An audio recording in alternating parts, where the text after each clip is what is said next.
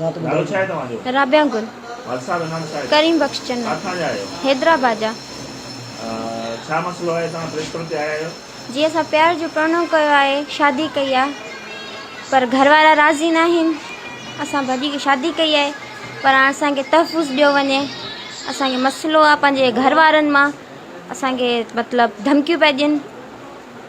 मुंहिंजे घरवारनि ते नाराज़ बि आहिनि ऐं मूंखे ज़ोरी ज़बरदस्ती मुंहिंजी ॿियनि शादी पिया कराइनि, पर मूं पसंदि जी शादी कई आहे पंहिंजे राज़ ख़ुशी सां। घरवारा राज़ी कोन हुआ, असांखे तहफ़ुज़ ॾिनो वञे। कॾहिं खां तव्हांजो वास्तो थियो आहे? जी 2-2.5 साल थी विया आहिनि। अच्छा, कीअं तव्हां हिकु ॿिए खे ॾिठो? कंहिं जी। पसंदि पहिरियों कयो? जी पहिरियों कंहिं पसंदि कयो? जी पहिरियों मूं कयो। अच्छा, जी छा कहिड़ी ॻाल्हि तव्हांखे वणी हिन में? बसि हुयो सुठो, कीअं हुयो? बसि आदतियूं भलियूं हुयूं। अच्छा, जी किथे तव्हां हिनखे पहिरियों ॾिठो? अली प्लस। अच्छा, हीउ छा पियो करे हुते? जी छा पियो करे? सिक्योरिटी गार्ड हुया। अच्छा, उन खां पोइ तव्हांजो? जी लव मैरिज थी। अच्छा, हाणे तव्हांजो छा चवणु आहे? जी असांखे तहफ़ुज़ ॾिनो वञे। कंहिंखां तव्हांखे तहफ़ुज़ खपे? असांखे करीम बख्श चने मां। हू केरु आहे? करीम बख्श चनो मुंहिंजो वालिद साहबु। अच्छा, जी ॿियो ऐं उन जा 2-3 आहिनि माइट। सही। जी उन जा 2-3 आहिनि माइट, SP आहिनि, उन्हनि खां असांखे धमकियूं पई ॾिए उन ते। अच्छा जी का तव्हांते ज़ोर ज़बरदस्ती का? न को बि न, हिन जे तरफ़ां न राज़ ख़ुशी सां कई। अच्छा, जी तव्हांखे पसंदि आहे? जी